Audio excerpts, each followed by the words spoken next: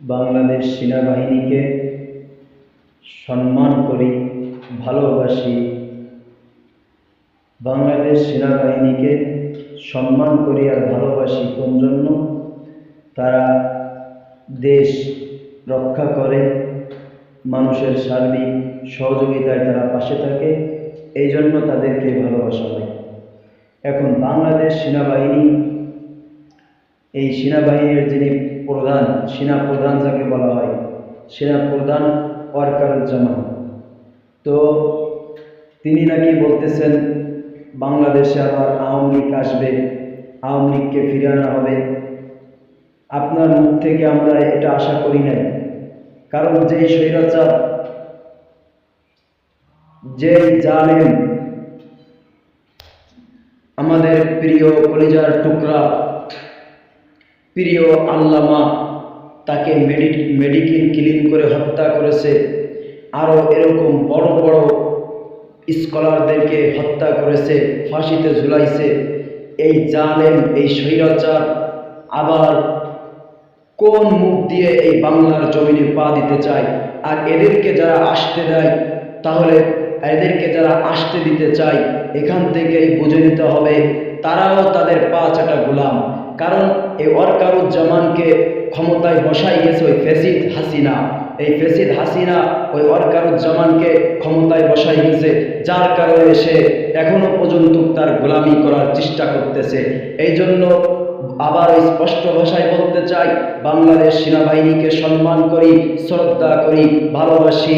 তারা দেশ রক্ষণাবেক্ষণ করে, দেশের সার্বিক সহযোগিতায় এগিয়ে আসে, এই জন্য তাদেরকে আমরা সম্মান করি, ভালোবাসি। তাদের সাথে আমাদের কোনো শত্রুতা নাই, তারা আমার বন্ধু, তারা আমার পাশে আছে, তারা মানুষের সার্বিক সহযোগিতায়, মানুষের সব সময়ের জন্য পাশে থাকে। এই জন্য আমরা তাদেরকে স্যালুট জানাই, তাদেরকে ভালোবাসি।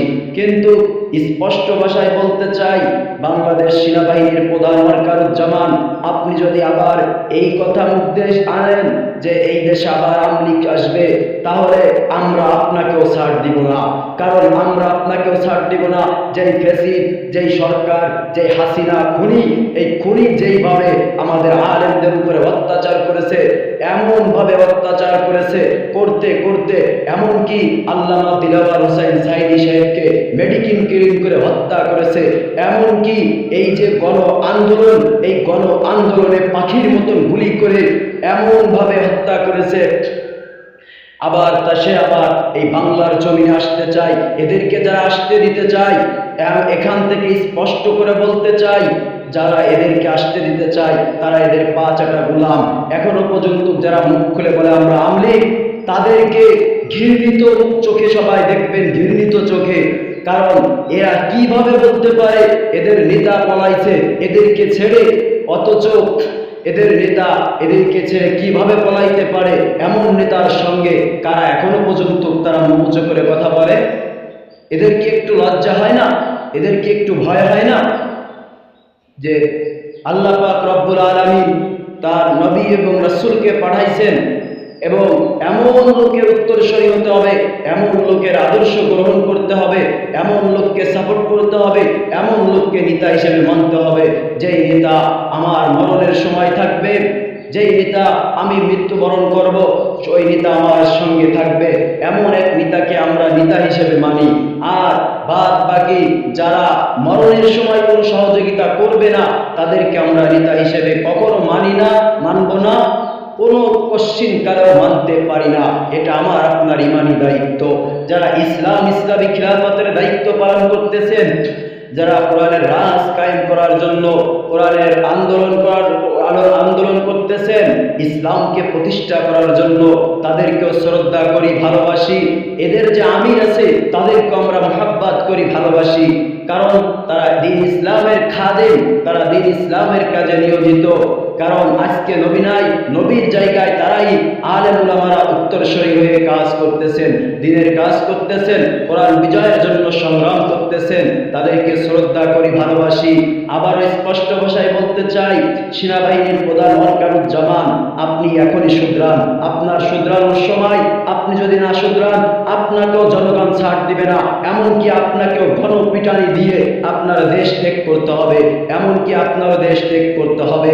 এই কথা বলে আপনাকে ঘৃণিত মুখে আমি আপনাকে এখন ঘৃণিত মুখে প্রতিবাদ করি। কারণ কি, আপনি কিভাবে বলেন যে আবার ফ্যাসিস্ট আসবে?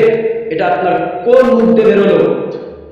আপনি একজন সেনা প্রধান, আপনি তো সেনাবাহিনীর মান সম্মানকে আপনি মাটির সাথে ধুলিয়ে দিতেছেন। এটা কেন করতেছেন? আপনার ব্রেনটা কি? এটা আপনি কি বোঝেন না? এই জন্য আমি বলি যে আপনি ক্ষমতায় বসেছেন, আপনি সেনা প্রধান হয়েছেন, আপনাকে যে বানাইছে সেই আপনার জেলার লোক, এবং এমনকি আপনিও তার জেলার লোক।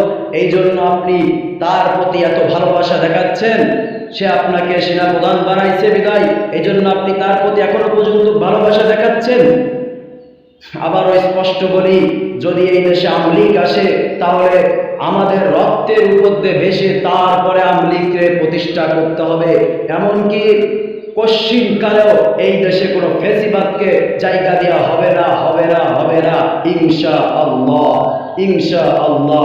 ইমানি শক্তি থাকতে, এক বিন্দু রক্ত থাকতে এই দেশকে আমরা কোনো জালেমের হাতে তুলে দিতে চাই না, দিব না, ইনশাআল্লাহ।